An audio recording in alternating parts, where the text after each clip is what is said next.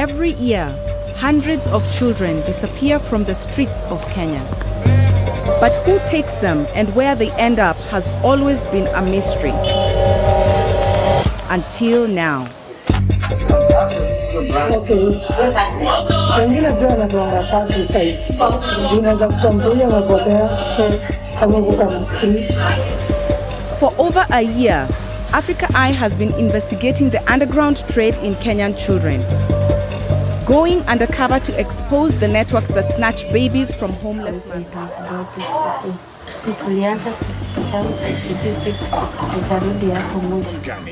Most importantly, do not let your child wander the streets unaccompanied. Many mothers of missing children reach out to Ghetto Radio in the desperate hope that their children can be found. Anita appears, but she seems cautious. She's in disguise, and to my dismay, there is no sign of the baby. Anita? Now I must convince her that I am a real customer with a genuine problem. Yeah. Na sasa unajua once umejua kitu kaa hiyo unafanya kudi mimi aliniambia nikuje niongee na wewe. Bila kaka hiyo. Tukachali nilishika haraka tuone. Katika chali? Tuone nilishika haraka kitu. Sasa The coast is now clear.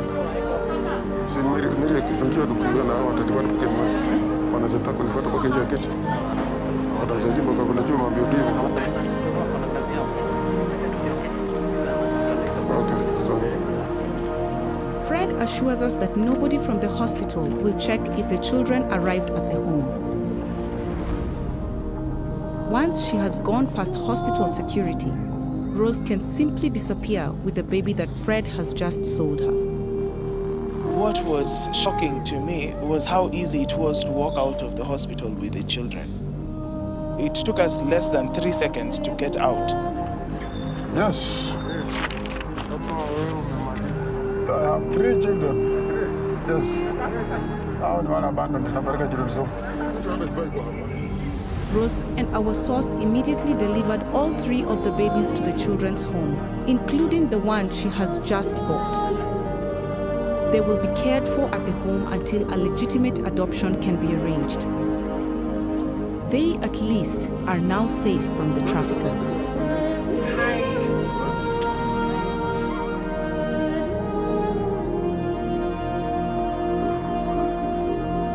Later that afternoon, Fred calls Rose to a meeting. He thinks the operation has been a success. Now he wants his money. Okay. Thank you so much. I am happy. I came in with the money. He wanted to make sure that I had the money.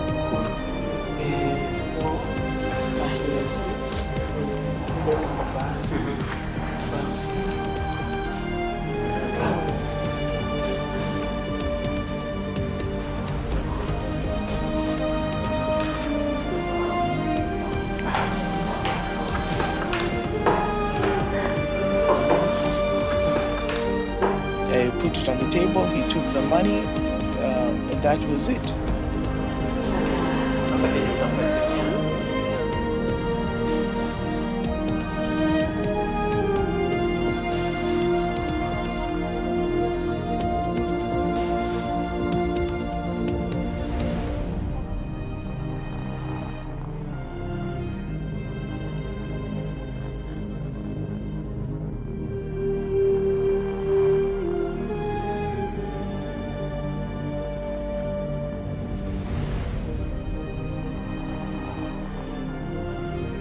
After almost a week of a social media outcry and police investigations into the disappearance of baby Katie, the missing house help was traced with the child yesterday at the Bungoma border, presumably en route to Uganda.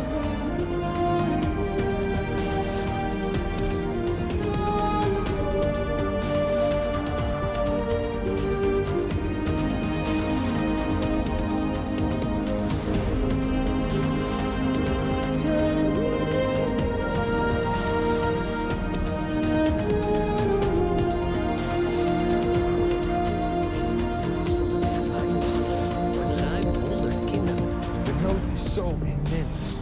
Er zijn zoveel kinderen, zoveel mensen die doodgaan of dreigen dood te gaan, omdat ze de meest simpele dingen niet hebben, niet kunnen veroorloven. Hier in het zuiden van Oeganda wonen Piet en Pita. Piet en Pita zijn de vader en moeder voor meer dan 100 Oegandese kinderen. En ik ben heel benieuwd hoe zij dat doen. Hallo, goedemorgen. Hallo. Ik ben Herman. Ik ben Pita. Hallo. Goed buiten de nek.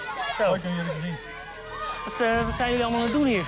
Ja, sportdag. Is het sportdag? Ja. Ja?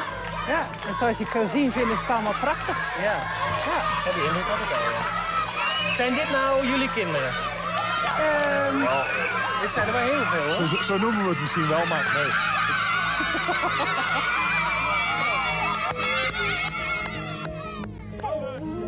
8 jaar geleden zijn Piet en Pita naar Oeganda vertrokken. Ze hebben een roeping van God om kinderen op te vangen die nergens anders heen kunnen. Als jij het beschikbaar stelt en God zegt van nou Heer, dan ben ik hier en dan moet u maar doen wat u wil. Ik ben bereid om te gaan waar u dan wil. Ja. Zend me alsjeblieft niet naar een koud land, want ik heb een hekel aan kou, weet je. Maar dan loop je dus het risico dat hij je gaat gebruiken. Ja, en zo zijn jullie dus hier. En zo zijn wij hier terechtgekomen. De meeste kinderen die hier zijn als babytjes gekomen. En dat zijn hoofdzakelijk weggegooide kinderen. Klinkt een beetje gek misschien. Letterlijk weggegooid. Letterlijk weggegooid. Kinderen worden hier in de vuilcontainer gegooid, langs de kant van de weg, onder de struiken, in de pitlatrines. Een soort met open wc gebeuren. Ja, het gebeurt gewoon. Ongewenste baby's. Ja. En welke redenen, ja, weten we niet. We hebben heel veel vragen gehad, maar we zijn gestopt met vragen stellen, want je krijgt toch geen antwoorden. In 2001 zetten Piet en Pita de deuren van hun eigen huis open. Ze noemen het Noah's Ark. Al snel krijgen ze er iedere maand een kind bij en verhuizen ze naar een groot huis waar de hele familie kan wonen. Het is de babyafdeling. Hier worden de kleintjes gevoed. En dit is Ezra. Ezra is de oudste van de drieling. Ja. We hebben 3 jongetjes zoals hij. Ze zijn al 1,5 jaar oud. Alleen ze zien er nog uit als babytjes. Dat is heel klein. Toen hij kwam in maart, toen was hij 3 kilo. Zo. En dus ruim al een jaar oud. Zijn oma die besliste dat een drieling was een vloek van de goden en die heeft ze in de fik gestoken.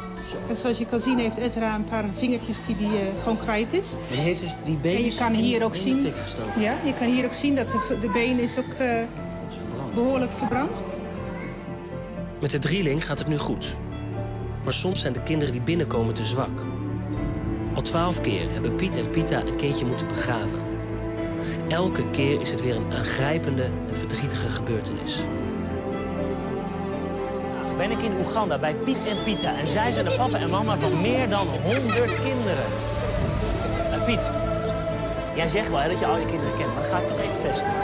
Ja? Ben je er klaar voor? Let op, wie is dit? Dit is Stevo. Dit is Filemon.